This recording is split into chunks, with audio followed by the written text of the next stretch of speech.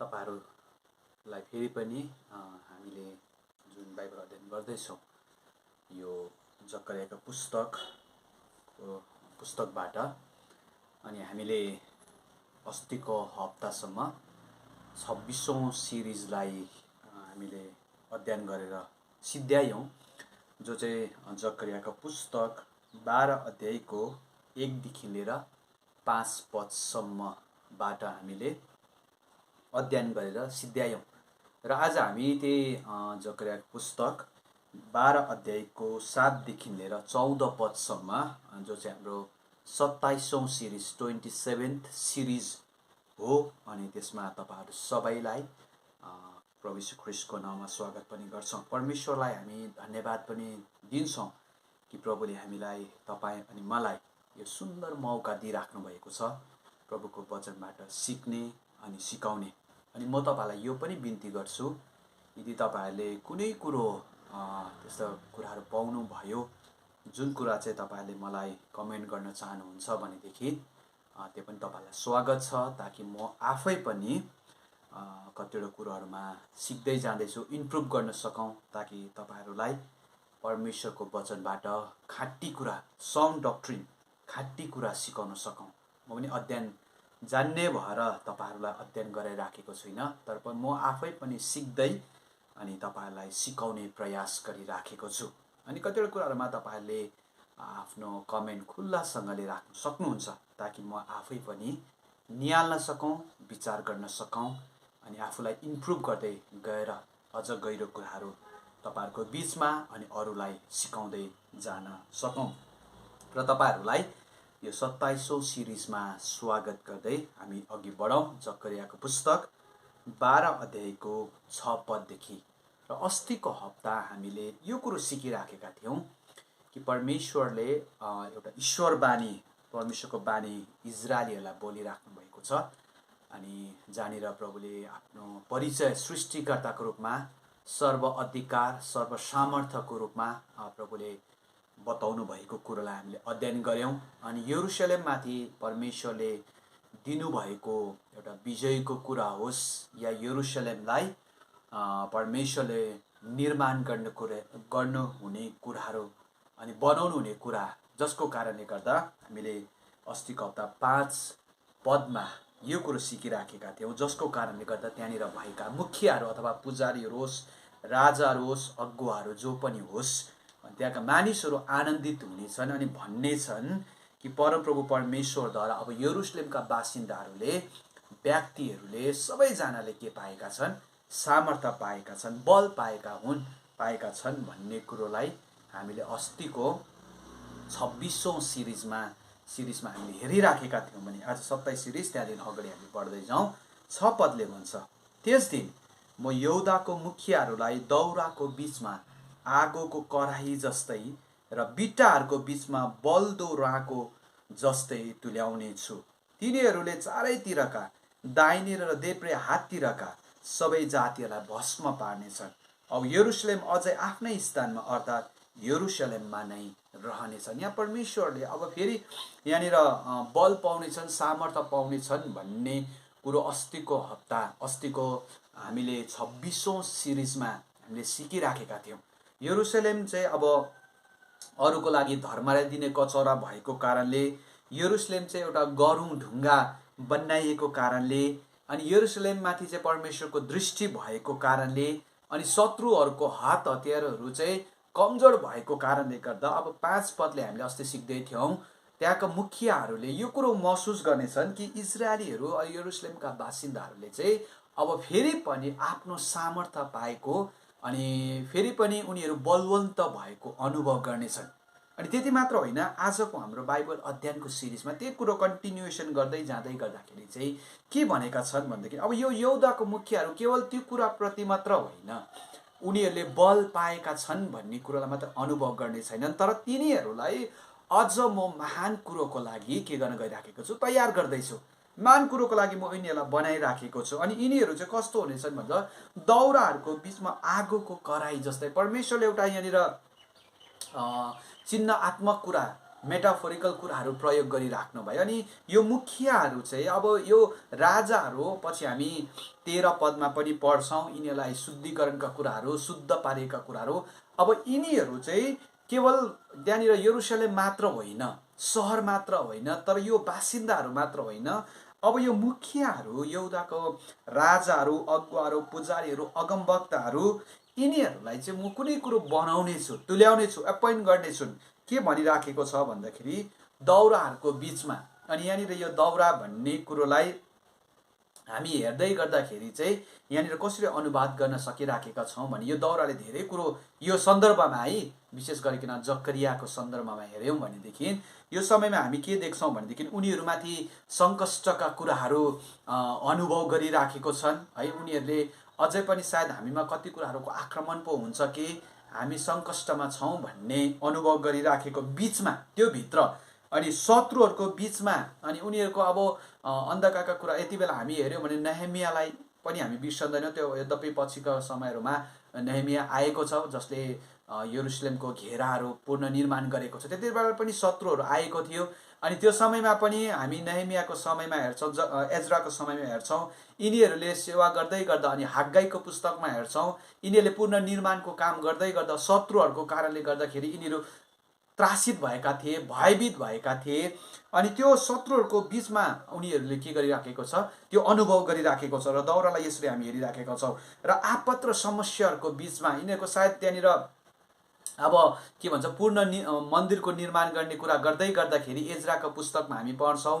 अनि त्यस पछाडि हामी नेहेमियाको पुस्तकमा पनि पढ्छौँ। काठपातहरू ल्याउँदै गर्दै गर्दाखेरि त्यहाँनिर के भनेको छ, त्यहाँको कतिजना राजाहरूले त्यसको विरोध गरेर त्यो पनि ल्याउन बन्द गरिदिएको छ। अनि यसले काट्नु पाउँदैन भन्ने कुराहरू पनि बन्द गरे। यो प्रकारको निराश हताश भइराखेको समयमा अनि विरोधीहरू थिए त्यति बेला, किन यरुसलेमको मन्दिर बनाउँदैछ भन्ने कुराहरू हामी एज्रा नेहेमियाको पुस्तकलाई पढ्यौँ भने विरोधीहरू, धेरै शत्रुहरू, यहाँसम्म कि नेहेमियालाई त भन्छ तँ त राजा पो हुनु खोज्दैछन् अरे भनेर पनि विरोध गरेका कुराहरू हामी पढ्छौँ। अब यस्तो बिचमा पनि परमेश्वरले यहाँनिर के भन्नुहुँदैछ, तर तिमीहरूलाई चाहिँ म आगोको कराही जस्तै, त्यस्तो बलिराखेको त्यस्तो प्रकारको समस्याभित्र पनि तिमीहरू चाहिँ एउटा कराही जस्तो म तुल्याउनेछु। अनि मैले यसो निहाल्दै थिएँ, विचार गर्दै थिएँ है, अनि दृष्टिकोण लाउँदै थिएँ। अनि किचनलाई मैले सम्झना गर्दै थिएँ। यति बेला हामी किचनमा अहिले त हाम्रोसँग प्रायः ग्यास चलाउँछौँ र पनि दौरा हामी धेरै जग्गाहरूमा यो अनुभव हामीलाई छ, हामीले देखेका छौँ, सुनेका छौँ, अनुभव पनि हामीलाई छ। अनि त्यो दौराहरू जब हामी ग्यास बालौँ या जे पनि आगो लगाएर जब हामी कराहीलाई बसाउँछौँ, अनि हामीले पकाउने कुनै पनि ताप्केलाई जे पनि होस् त्यो बसाउँछौँ, अनि बसाइसके पछाडि त्यो आगो जति नै बलिरहे तापनि त्यो कराही चाहिँ हामी खिन्न भइराखेको देख्छौँ। त्यो कराहीले आफ्नो जिम्मेवारी पुरा गरी हामी सब्जीहरू पकाउँछौँ या कुनै कुरो त्यो कराहीभित्र हाल्छौँ भने चाहिँ त्यो के भन्छ, कराहीले चाहिँ कराही नष्ट हुँदैन, तर त्यो भित्रको जति पनि कुराहरू छन्, पाक्ने कुराहरू, स्वादिष्ट हाम्रो लागि पक्ने कुराहरू छ, त्यो कुराहरू चाहिँ मजाले त्यो आगोद्वारा पाकिराखेको हुन्छ। तर कराही आफै पनि, यद्यपि हामी पछि त्यसको रापहरूले त्यो खिँदै गएका अनुभव हामीलाई हुन्छ, तरै पनि हामी के देख्दैछौँ भने त्यस्तो आगोको रापको बिचमा पनि त्यो कराहीभित्रको स्वादिष्ट कुराहरू चाहिँ के गरिराखेको हुन्छ, पाकिराखेको हुन्छ। अनि त्यसरी यहाँ के भन्दैछ, तिमी इजरायलीहरूलाई, अगुवाहरूलाई चाहिँ त्यस्तो समस्याहरूभित्र पनि अब म चाहिँ के बनाउँछु, त्यो कराही जस्तो बनाउने छु। वरिपरि त्यो शत्रुहरू आए तापनि, त्यस्तो प्रकारको सङ्कष्टहरू आइरहे तापनि, तर तिमीहरू चाहिँ कराही जस्तो हुनेछौ, सहनु सक्ने।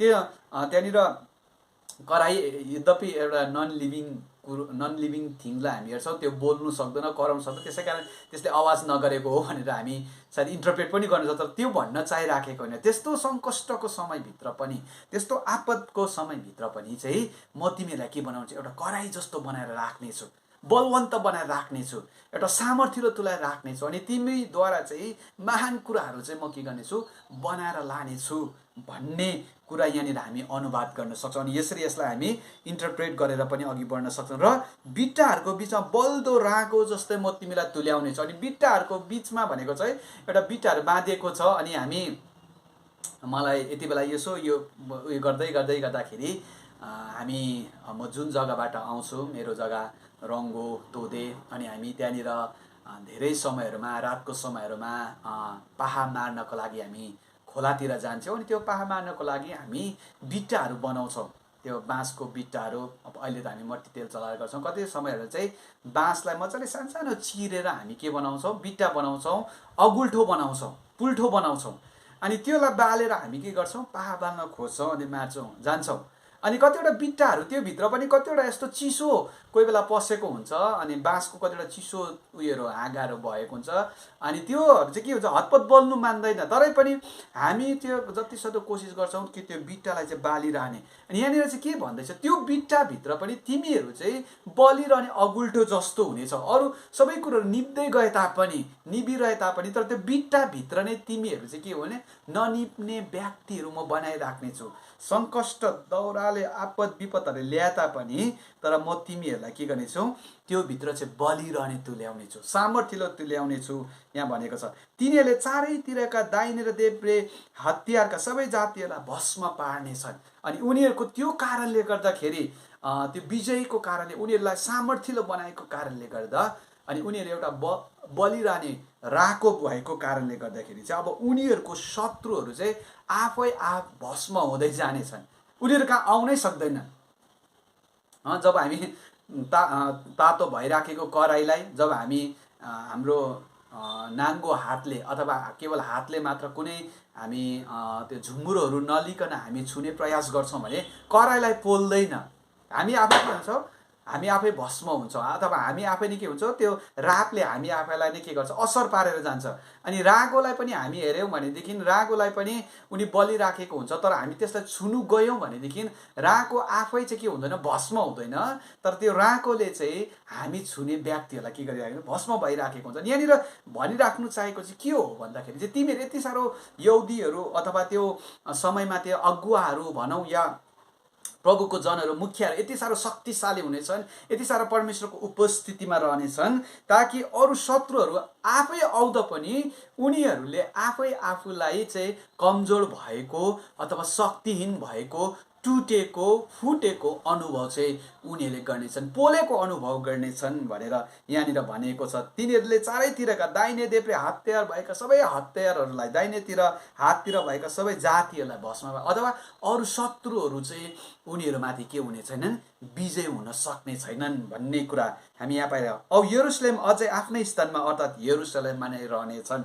अनि यरुसलेम चाहिँ के हुनेछन् भन्दै गर्दाखेरि चाहिँ यरुसलेम चाहिँ अझै पनि भस्म हुन सक्ने छैनन्, त्यहाँनिर बसिराखेको हुनेछन् भनेर भनेको छ। विभिन्न प्रकारको आक्रमण, शत्रुहरूको आक्रमण भए तापनि यरुसलेम यरुसलेम नै हुनेछन्। यरुसलेमको विरुद्धमा मोर्चा खोले तापनि, यरुसलेमलाई जित्छु भनेर आए तापनि, विजय गर्छु भनेर शत्रुहरू आए तापनि, तर यरुसलेम अवस्थित नै रहनेछ, यरुसलेममा नै रहनेछ। यसलाई नष्ट गर्नको निम्ति सबै जाति लागि परे तापनि यरुसलेम यरुसलेममा रहनेछ अनि यरुसलेम डगमगाउने छैन। यहाँ राम्रो कुरा हामी पाइराखेका छौँ। अनि धेरैजनाले यसो पनि अनुवाद गरेको रहेछ, यो 6 पदको पहिलो खण्डमा के भनेको रहेछ भन्दाखेरि सायद म पनि यो कुरालाई जोड दिन चाहन्छु। मण्डली जस्तै सतहटमा परे तापनि परमेश्वरले तपाईँ अनि मलाई चाहिँ त्यो कराई जस्तो, त्यो राको जस्तो बनाउन चाहनुहुन्छ। त्यो सतहटभित्र पनि परमेश्वरले तपाईँ मलाई बल्दो व्यक्तिहरू बनाएर मण्डलीलाई अघि बढाउन चाहनुहुन्छ। सायद अहिलेको वर्तमान समयमा कतिवटा कुराहरू हामीले अनुभव गरिराखेका छौँ प्रभुका जनहरूले।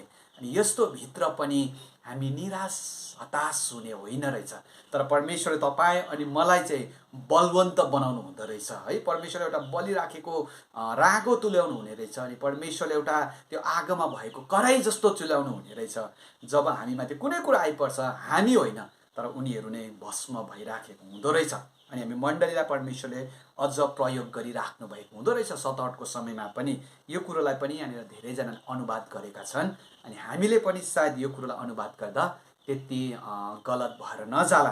अनि यो कुरोलाई पनि हामी यहाँनिर हेरिराखेका छौँ। अब 7 पदले भन्छ, परमप्रभुले यहुदाको तम्बुमा बस्नेहरूलाई पहिले विजय दिनुहुनेछ र दाउदको घरानाको गौरव र यरुसलेमका बासिन्दाहरूको गौरव यहुदाको भन्दा बढ्ता नहुन्। अनि परमेश्वरले अब यहाँनिर के भनिराख्नु भएको छ भनेदेखि कि तम्बुमा बस्नेहरू अनि जतिजना पनि व्यक्तिहरू, जो व्यक्तिहरू चाहिँ यहुदा अथवा फर्केर आएकोहरू छ यरुसलेममा।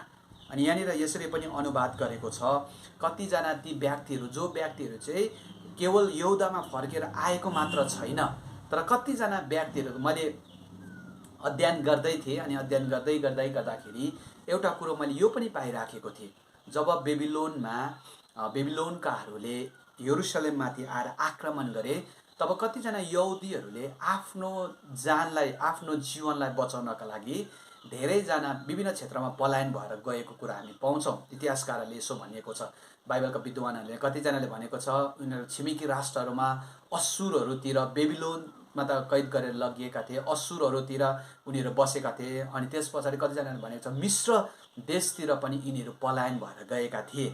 अनि यिनीहरू पनि अब त्यहाँनिर बसेका छन्। तरै पनि यहाँनिर परमेश्वरले के भन्नुहुँदैछ भनेदेखि, परमप्रभु यहुदाको तम्बुमा बस्नेहरूलाई, अथवा यहाँनिर सायद यो कुरो पनि परमेश्वरले अब फेरि पनि यिनीहरूलाई पनि फर्काएर त्यो यरुसलेममा ल्याउनेछन् भन्ने कुराहरू अनुवाद गर्न सकिन्छ।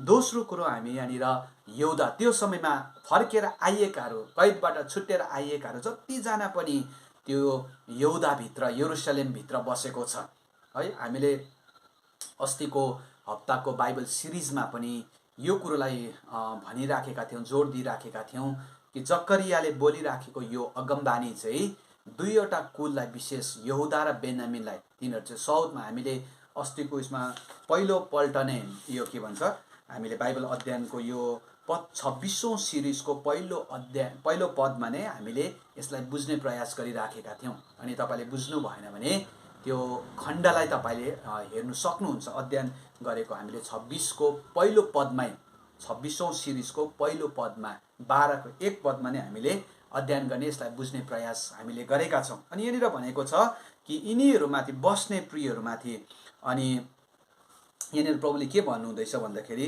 तम्बुमा बस्नेलाई पहिला विजय दिनेछन्। परमेश्वरको विजयका कुराहरू चाहिँ यिनीहरूमाथि चाहिँ पहिलोपल्ट आउनेछन्, अथवा कैदमा लगिएकाहरूमाथि परमेश्वरको सामर्थ्यका कुराहरू आउनेछन्। र दाउदको घरानाको गौरव र यरुसलेमको बासिन्दाको गौरव यहुदाको भन्दा बढ्ता नहुन्। किन यो कुराहरू भनिराख्नु भएको छ? के परमेश्वरले विशेष यहाँनिर घरानालाई देखाइराख्नु भएको छ। अनि परमेश्वरले दाउदको घराना, जुन घराना चाहिँ दाउदको घरानालाई धेरैजनाले राजकीय घराना भनेर भनिएको छ, किनभने दाउद राजाको उयोबाट आएको कारणले गर्दा राजकीय घराना, रोयल प्रिस्ट भन्ने उयोबाट आएको कुरालाई बताइराखेको छ। अनि यरुसलेमको बासिन्दाहरू, त्यहाँका मानिसहरूले यो प्रकारको अघिको माथि हामीले अध्ययन गरेको 6 पद, अनि हामीले अस्ति अध्ययन गरेको 5 पदमा भएको कुराहरूले, जुन तरिकाले उनीहरूले सामर्थ्य पाएको छ, जसको कारणले गर्दाखेरि यरुसलेम आफै गौरवको अनुभव गर्नेछन्। अनि त्यहाँनिर भएका मानिसहरूले गौरवको अनुभव गर्नेछन्। अनि यहुदाले पनि यी कुराहरूमाथि चाहिँ आफूले आफूलाई कमजोर नसम्झोस्। यरुसलेममा मात्रै प्रभुले गर्नुभयो, दाउदको घरानालाई मात्रै भयो, तर हामी यहुदाको घराना चाहिँ प्रभुले यहाँनिर छुट्याइराख्नु भएको छ। यहुदाको घराना चाहिँ अब हामी चाहिँ कमजोर भएछौँ भन्ने कुराहरूप्रति चाहिँ ध्यान नदियोस्। किन भन्दाखेरि 8 पदले भन्छ, किन यो कुराहरू भने, त्यस दिन परमप्रभुले यरुसलेमका बासिन्दाहरूको रक्षा गर्नुहुनेछ। त्यस दिन तिनीहरू मध्ये जो कमजोर छ त्यो दाउद चाहिँ हुनेछ, र दाउदको घराना चाहिँ परमेश्वर चाहिँ हुनेछन्। तिनीहरूका सामने स्वर्गदूत चाहिँ हुनेछन्। अनि परमेश्वरले अझ प्रतिज्ञा गर्दै लानुभयो, त्यो समयहरू आउनेछन्, जुन समयहरूमा चाहिँ के हुनेछन् भन्दाखेरि, त्यस दिन हामीले बारम्बार हेरिराखेको छौँ त्यस दिनलाई। अनि त्यस दिनमा चाहिँ के हुनेछन् भन्दाखेरि, यरुसलेमको बासिन्दाहरूले चाहिँ रक्षा भएको अनुभव गर्नेछन्। अब हामी आफै सुरक्षित छौँ, हामी आफै कमजोर छैनौँ, हामी आफै आफमाथि चाहिँ परमेश्वरको सुरक्षा बनिराखेको छ भन्ने कुरोलाई चाहिँ उनीहरूले के गर्नेछन्, महसुस गर्नेछन्। त्यस दिन तिनीहरू मध्ये जो कमजोर छ त्यो दाउद चाहिँ हुनेछ। अनि यहाँनिर परमेश्वरले एउटा उनीहरूलाई गहिरो कुरो बताइराख्नु भएको छ। त्यहाँनिर यरुसलेम बासिन्दाहरूलाई यहुदा, अघि नै मैले भनिराखेको थिएँ, त्यसलाई त्रासको समय थियो, यिनीहरू भयभीतको समय थियो। भर्खरै मात्रामा बेबिलोनबाट यिनीहरू फर्केर आएका थिए, शत्रुहरूले यिनीहरूलाई आक्रमण गरेको थियो। अझै पनि यरुसलेमको मन्दिर बनाउँदै गर्दै पनि घरिघरि शत्रुहरू आएर दुःख दिने काम गरिराखेको थियो। यस्तो समयमा उनीहरूले आफूलाई कमजोर महसुस गरिराखेको थियो। हग्गाईको पुस्तकलाई पढ्यौँ भने सायद यही कारणले गर्दा नै, एउटा त उनीहरू आफ्नो आफ्नो कुरामा मस्त थिए, तर शत्रुहरूको विरोधको कारणले गर्दाखेरि उनीहरू सुस्त भएको थिए। मन्दिर निर्माण गर्ने कुरा, पुनर्निर्माण गर्ने कुराहरूमा उनीहरूको ढिलाइ भइराखेको थियो, कमजोर महसुस गरिराखेको थियो। तर परमेश्वरले यहाँनिर भन्नुहुँदैछ, अब तिमी कमजोरीहरूले चाहिँ के अनुभव गर्नेछौ भन्दाखेरि, तिमीहरू चाहिँ दाउद झैँ हुनेछ। अनि मैले यो कुरालाई अध्ययन गर्दै गर्दाखेरि किन दाउद चाहिँ भन्ने कुरोलाई लिएर आयो भन्ने कुरोमा हामी हेर्दै गर्दा मैले एउटा कुरोलाई निहालिराखेको थिएँ। त्यो चाहिँ के हो भने पहिलो शमूएल 17 अध्यायमा पढ्यो भने दाउदले गोलियतलाई मार्दै गर्दाखेरि यसो भनेको छ, म चाहिँ त्यहाँनिर गोलियत हाँसेको छ है, तँ यस्तो ठिटो केटो, म कहाँ लडाइँ गर्नलाई आइस तर खालि लट्ठी र उयो मात्र ढुङ्गाहरू मात्र लिएर आइस के, म चाहिँ पशु हो र भनेर गोलियतले त्यहाँनिर धम्की दिएको छ। तैँले मलाई मार्नको लागि चाहिँ योहरू लिएर आइस भनेर धम्की दिएको छ।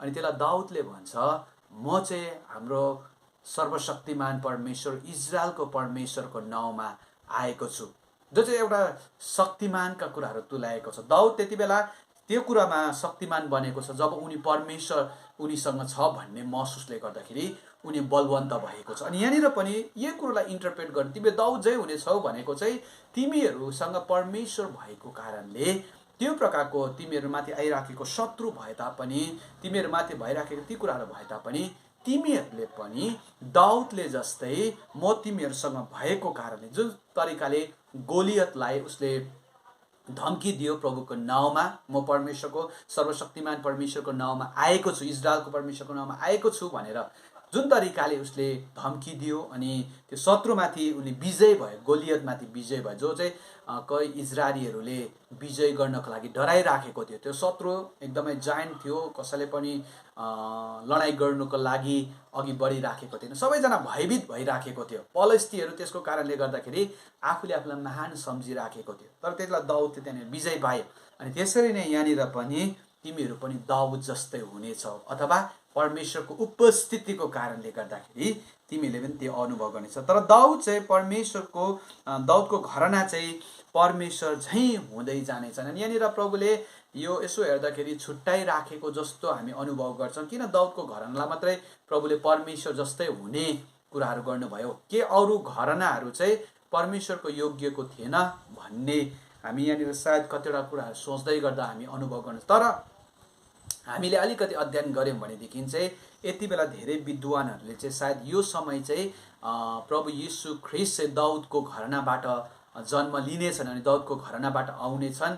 यसै कारणले गर्दाखेरि नै यो कुरोलाई पो उनले बताउन चाहेको हो भन्ने कुरोलाई पनि हामी यहाँनिर बताइराखेँ। परमेश्वर हुनेछन् भनेको छैन है, परमेश्वर जस्तै हुनेछन्, यो कुरोलाई पो सायद बताएको हो कि भनेर धेरैजनाले बताइराखेको छ। अनि कतिजनाले भनिराखेको छ होइन, अझ दाउद शक्तिशाली भए तर उनी चाहिँ अझ परमेश्वरको सामर्थ्यमा अघि बढ्दै जानेछन् भनेर भनिएको छ। अनि कतिजनाले यसरी भनिएको रहेछ, यो घरना अझै परमेश्वरको पवित्रतामा, शुद्धतामा, धार्मिकतामा, ईश्वरीय स्वभावमा बढ्दै जानेछन्, परमेश्वर जस्तै हुनेछन्। परमेश्वर झै भनेको चाहिँ यो घरना अझ परमेश्वरको स्वभावमा, परमेश्वरको महिमा, परमेश्वरको पवित्रतामा, ईश्वरीय स्वभावहरूमा यिनी चाहिँ बढ्दै जानेछन् अनि ईश्वर जस्तै हुनेछन् भन्ने कुरा गरिएको छ।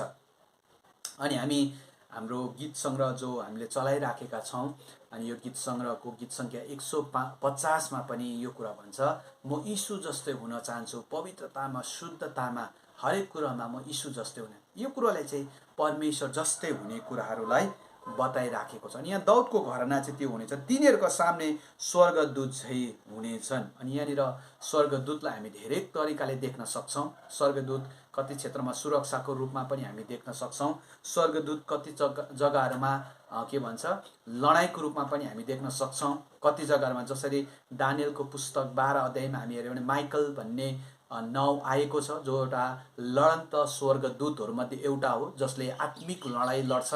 अनि गाब्रिएल जो मेसेन्जर हो भनेर हामी जब पढ्छौँ, लुका रचित सुसमाचार 1:26 हामी पढ्छौँ, गाब्रिएल दूत आएको छ जसलाई मेसेन्जरको रूपमा हेर्न सकिन्थ्यो। अनि बालामको समयमा हामी देख्छौँ जसले चाहिँ गलत कुराहरू गर्दै गर्दाखेरि परमेश्वर त्यहाँनिर स्वर्गदूतले त्यहाँनिर बालाम अथवा उसको घोडालाई बाटो बन्द गरेको कुरालाई हामी देख्छौँ। परमेश्वरको उपस्थिति, होसियारीका यी धेरै कुराहरू हामी स्वर्गदूतले देखाइराखेको छ। अनि स्वर्गदूत जय हुनेछन् भनेको चाहिँ उनीहरूले यो कुरोको अनुभव गर्नेछन्, परमेश्वरको उपस्थिति, अनि उनीहरू मेसेन्जर भएर बस्नेछन्, उनीहरू आत्मिक लडन्त लड्ने व्यक्तिहरू पनि भएर रहनेछन् भनेर यहाँनिर हामी बताएको पाउँछौँ।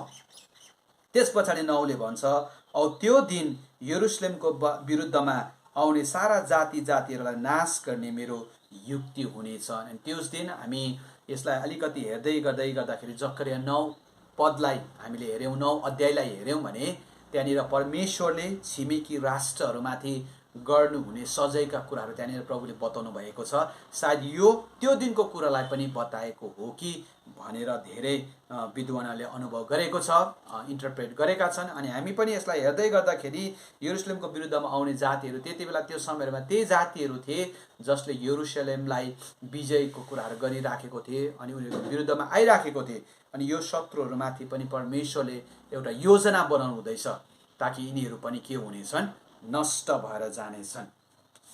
अनि 10 मा भनेको छ, म दाउदको घराना र यरुसलेमको बासिन्दाहरूमाथि दया गर्ने र प्रार्थना गर्ने आत्मा खन्याउने छु। औ तिनीहरूले मलाई हेर्नेछन् जसलाई तिनीहरूले घोचेथे र जसरी एकमात्र छोराका लागि कोही बिलाप गर्दछन् त्यसरी नै तिनीहरू मेरो लागि बिलाप गर्नेछन् औ यस्तो ठुलो शोक गर्नेछन् जसरी पहिले जन्मेको पुत्रको निम्ति गरिन्छ भनेर भनिएको छ।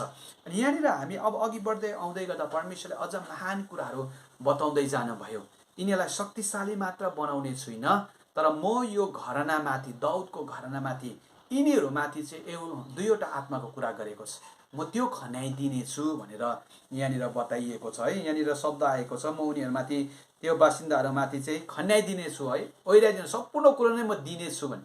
खन्याउनु भनेको चाहिँ त्यो थोपा थोपा दिनु होइन, तर सबै कुराहरू के गर्ने, लगाइदिनु। अनि यहाँनिर भनेको छ 2वटा कुरा, बासिन्दा यरुसलेमका, दाउदको घराना र यरुसलेमका सम्पूर्ण कुरा मुछिएको हामी पाउँछौँ।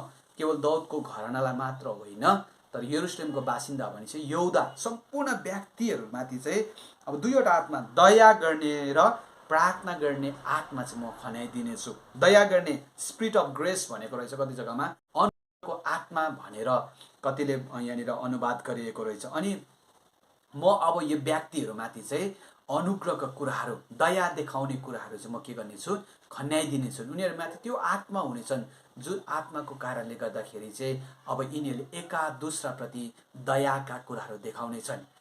अनि सायद यहाँनिर परमेश्वरले यो पनि बताइराख्नु भएको छ। हामी यता यसमा हेऱ्यौँ भनेदेखि, नयाँ नियममा आएर हेऱ्यौँ भने यीशु प्रभुले त भन्नुभयो, शत्रुलाई तिमीले आफूलाई जस्तो प्रेम गर। त्यो दया गर्ने हृदय, हार्ट अफ कम्प्यासन, कति जग्गामा चाहिँ कम्प्यासन भनेको छ। अनि त्यो कम्प्यासन भनेको हृदय चाहिँ कस्तो हो भन्दाखेरि, कोही व्यक्तिहरू दुःखमा परेको बेला उनीहरूलाई सहायता गर्ने कुराहरू। अनि यो कुराहरू, आत्माहरू चाहिँ म के गर्नेछु, खन्याइदिनेछु। अनि हामी योएलको पुस्तकमा पनि प्रभुले एकपल्ट भन्नुभयो, योएलको पुस्तक 2:28 मा, म जवान तरुणीहरूमाथि ती आत्माहरू खन्याउने छु जसको कारण उनीहरूले अगमबानी बोल्नेछन् अनि कतिजनाले सपनादर्शीहरू देख्नेछन् भनेर त्यहाँनिर भनेका पाउँछौँ। त्यसपछि प्रार्थना गर्ने, स्पिरिट अफ प्रेयर एन्ड सप्लिकेसन भनेको छ है। अनि प्रार्थना भन्ने कुरोलाई जब हामी हेर्छौँ, त्यो आत्मा पनि म दिनेछु। अनि यहाँनिर हामीले हेर्दै गर्दाखेरि चाहिँ सायद यिनीहरूले त्यो हृदय, त्यो मन चाहिँ हराइसकेको थियो, निष्ठुर भइसकेको थियो होला जस्तो लाग्यो मलाई यो अध्ययन गर्दै गर्दा। अनि अर्को कुरो चाहिँ यिनीहरूले परमेश्वरप्रति गएर पुकारा गर्ने समयहरू पनि यिनीहरूको हराइसकेको थियो होला। परमेश्वरप्रति गएर भक्ति चढाउने, प्रार्थनाले हामीलाई धेरै कुराहरू बताउँछ। प्रार्थना भन्ने कुरो केवल हामी बर बराउनु मात्र होइन, प्रार्थना भन्ने कुरो केवल हामीले हाम्रो एजेन्डालाई राख्ने मात्र होइन, तर प्रार्थनाले चाहिँ पहिलो कुरो तपाईँ अनि मेरो समर्पणतालाई देखाउँछ। प्रार्थना भन्ने कुरोले तपाईँ अनि म प्रभुको नजिकमा आएर बस्ने समयहरूलाई देखाउँछ।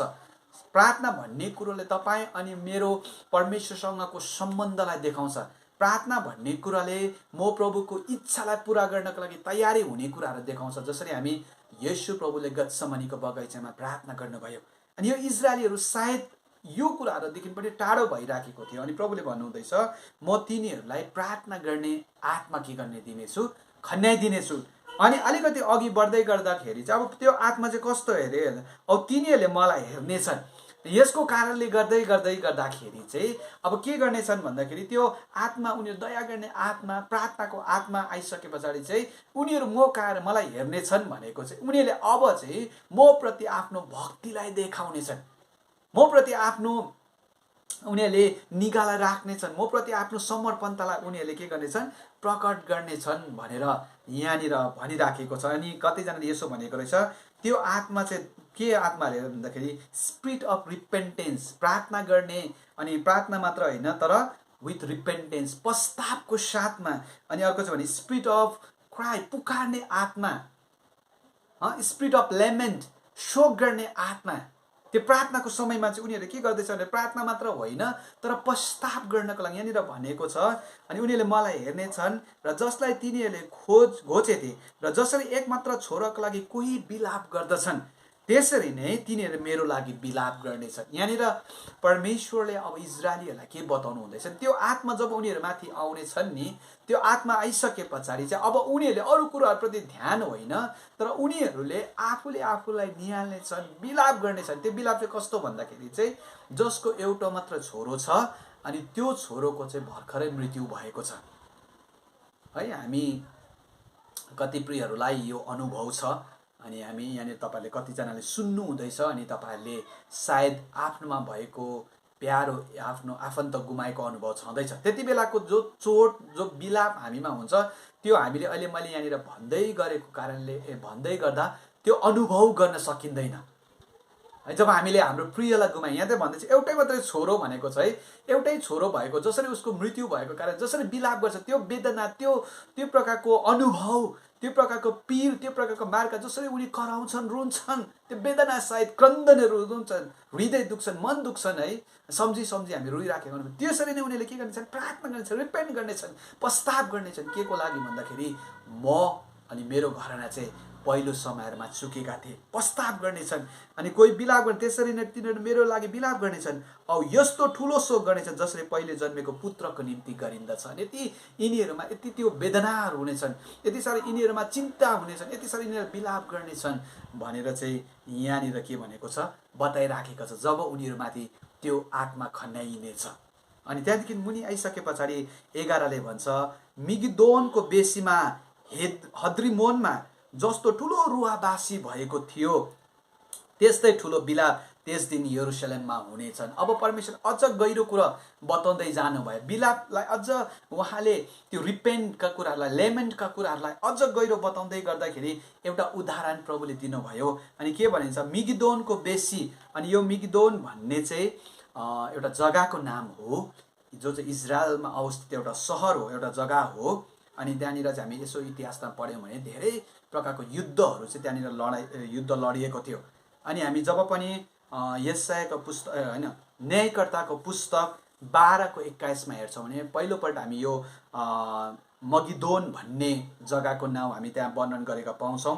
अनि धेरैजनाले यसलाई हेर्दै गर्दा मनश्शे, इजरायलको 12वटा कुलहरूमध्ये एउटा कुल मनश्शे हो जसको चाहिँ भूभागहरू, जसको चाहिँ बाउन्ड्री एरियाहरू चाहिँ यो मगिदोन पनि पर्थ्यो भनेर न्यायकर्ता 17:11 अनि पहिलो इतिहास 7:29 हामी पढ्यौँ भनेदेखि यो कुरालाई पाउँछौँ। अनि यही मेगिदोन, यही जग्गामा यो एद्रोमन अथवा मेगिदोन जो चाहिँ एउटा बेसी यो जग्गामा चाहिँ के घटना भएको थियो, किन रुवाबासी भएको थियो भनेर यहाँनिर परमेश्वरले वर्णन गर्नु हुँदैछ भने तपाईँले यसलाई बुझ्नको लागि दोस्रो इतिहास 35 अध्यायलाई पढ्दै जानुहोस्।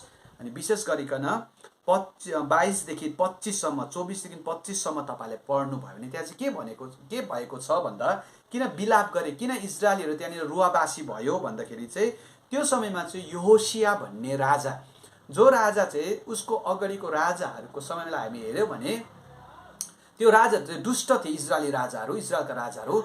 अनि त्यो राजाहरूले चाहिँ के गरेको थियो भन्दाखेरि उनीहरूले चाहिँ परमेश्वरको विरुद्ध कदम उठाएको थियो।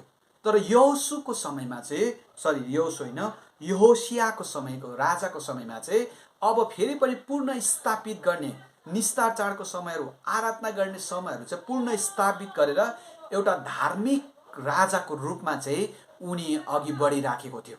अनि धेरै इजरायलीहरूले त्यो समयमा उनलाई के गरे, एउटा धार्मिक राजाको रूपमा मानिराखेको थियो, हेरिराखेको थियो, अनि कार्य पनि गरेको थियो। एउटा धार्मिकताका हाम्रो अहिलेको उसमा भन्नु भने आत्मिक जागृतिका कुराहरू उसले लिएर आएको थियो, उसको अधीनमा आत्मिक जागृतिका कुराहरू लिएर आएको थियो। अनि त्यो समयमा हामी हेऱ्यौँ भनेदेखि तर यहाँनिर वर्णन गरेको दोस्रो इतिहासको पुस्तकमा 35 अध्यायमा वर्णन गरेको चाहिँ के छ भने योसिया राजालाई चाहिँ त्यति बेला राजा नेको भन्ने राजाद्वारा चाहिँ हत्या गरिदिएको छ, मारिएको छ।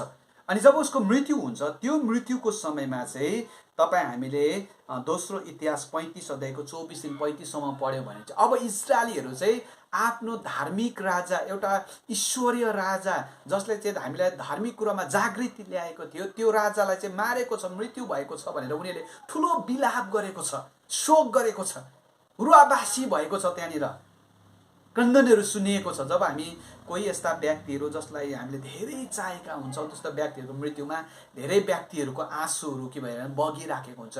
अनि यो यहाँनिर रुवाबासी भएको छ, विलाप गरेको छ, शोक गरेको छ। त्यति बेला सायद धेरै चिच्चायो होला, रोयो होला, करायो होला, त्यो प्रकारको विलाप भइराखेको छ। अनि त्यति नै बेला भन्छ यिर्मियाद्वारा त्यति बेला एउटा विलापको गीत पनि रचे भनेर भनेको छ। त्यो समयमा यिर्मिया अगमवक्ता पनि थिए, अनि जसले चाहिँ विलापको गीत पनि रचे भनेर दोस्रो इतिहासमा बताइएको छ। अनि यसरी नै यरुसलेमका बासिन्दाहरू त्यसलाई विलाप गरिराखेको थियो, त्यो समयमा प्रस्ताव गरिराखेको थियो। अनि त्यसरी नै यहाँनिर के भन्दैछ, अब उनीहरू पनि त्यो आत्मा आइसके पछाडि चाहिँ यति साह्रो उनीहरू रुन्छन् अरे, कराउँछन् अरे, विलाप गर्छन् अरे, प्रस्तावको प्रार्थना गर्छन् अरे भनेर चाहिँ यहाँनिर के भनेर चाहिँ 11 पदमा हामी भनेको पाउँछौँ। त्यही तरिकाले आफ्नो गल्तीप्रति पश्चातापी बनेर खरानी लगाएर उनीहरू के गर्छन्, प्रस्ताव गरिराखेको हुन्छन्। अनि 12, 13 अनि 14लाई म समक्ष पढिराखेको छु। 12, 13, 14मा भनेको छ, देशभरि प्रत्येक घरानामा अलग अलगै रुवाबासी हुनेछन्। दाउदको घरानाहरू अलग्गै र तिनका स्वास्नीहरू अलग्गै, नातानका घरानाहरू अलग्गै र तिनका स्वास्नीहरू अलग्गै, अनि लेवीका घरानाहरूका अलग्गै र तिनका स्वास्नीहरू अलग्गै, सिम्मी वंशीहरूका घराना अलग्गै र तिनका स्वास्नीहरू अलग्गै, बाँकी रहेका सबै घरानाहरू अलग अलग्गै तिनका स्वास्नीहरू के गर्नेछन्, विलाप गर्नेछन्। अब यहाँनिर घराना घराना बताइएको छ। राजकीयदेखि लिएर, राजाहरूदेखि लिएर, पुजारीहरूदेखि लिएर, अगमवक्ताहरूदेखि लिएर साना साना साना सबैजनाले नै के गर्नेछन्, विलाप गर्नेछन्, रुनेछन् विभिन्न तरिकाले। अनि यो चाहिँ के भनिराखेको छ, प्रस्तावको एउटा प्रार्थना हुनेछ उनीहरूको। प्रस्ताव विलापको सहित उनीहरूले प्रार्थना गरिराखेका छन्। विभिन्न तरिकाले उनीहरूले प्रार्थना गरे। कतिजनाले व्यक्तिगत रूपमा उनीहरूले प्रस्ताव गरिराखेको छ, कतिजना पारिवारिक रूपमा उनीहरूले प्रस्ताव गरिराखेको छ।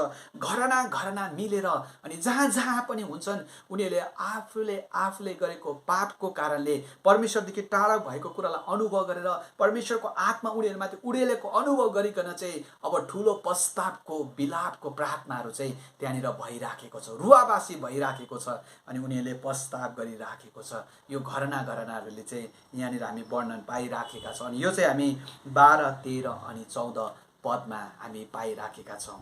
र प्रियहरू, आज हामीले यो जो बाइबल अध्ययनको यो जुन 27औं सिरिज हेऱ्यौँ, यसलाई हामीले यहाँनिर अन्त गरिराखेका छौँ। अनि यहाँबाट कन्क्लुजन गर्दा सिक्नुपर्ने कुराहरू चाहिँ के छ भनेदेखि चाहिँ हाम्रो लागि सायद हामीले गर्नुपर्ने कुराहरू के छ भनेदेखि चाहिँ परमेश्वरले तपाईँ अनि मलाई अरूहरूको बिचमा पनि महिमाको लागि प्रयोग गर्नुहुन्छ भन्ने कुरा। त्यस पछाडि 10 पदमा मलाई साह्रै उयोको लागेको 10, 11, 13, 14 पछाडि हामी अर्को सिरिजमा हेर्छौँ। जब उनीहरूले विलाप गरेर प्रस्ताव गरेर प्रार्थना गरेको छ नि, तब प्रस्तावको प्रार्थनाले ल्याएको आशिषका कुरालाई हामी हेर्छौँ है, त्यो कुराहरूलाई। अनि यहाँनिर के भनेको छ भन्दाखेरि परमेश्वरको आत्मा चाहिँ उनीहरूमाथि खन्याएको छ। सायद आजको वर्तमान समयमा हामी हेर्दै गर्दा हामी मण्डलीहरूलाई अहिले धेरै जग्गामा सुस्त पाइराखेका छौँ। कति त हामी कोभिडको कारणले सुस्त भइराखेका छौँ। हामीले पनि प्रार्थना गर्नुपर्ने कुराहरू, तेस्रो कुराहरू चाहिँ हेर्दै गर्दाखेरि उनीहरूले प्रस्तावसहितको प्रार्थना। प्रियहरू, विशेष गरिकन अहिले हामी हाम्रो मण्डलीका कति प्रियहरू अथवा हामी विशेष धेरैवटा चर्चेसहरू अहिले लेन्टको समयमा हामी छौँ। अनि लेन्ट भनेको के हो भन्दाखेरि आफूले आफूलाई हेर्नु, निहाल्नु, विचार गर्नु अनि आफ्नो पापप्रति पश्चाताप बन्नु हो, विलाप गर्नु हो, मैले गलत गरेको छु भन्ने कुरा। अनि यहाँनिर चाहिँ घरनाहरू मिलिकन, परिवार मिलिकन तपाईँ हाम्रो जीवन पनि परमेश्वरप्रतिको भक्तिका कुराहरू यसरी नै बढिराखेको होस्। व्यक्तिगत रूपमा, पारिवारिक रूपमा, मण्डलिक रूपमा हाम्रो सङ्गतिहरूदेखि लिएर प्रस्तावको प्रार्थनाहरू चाहिँ मिलेर हामी गरिरहन सकौँ। आमीन। परमेश्वरले तपाईँ अनि मलाई यो 27औं बाइबल सिरिजमा धेरै धेरै आशिष प्रदान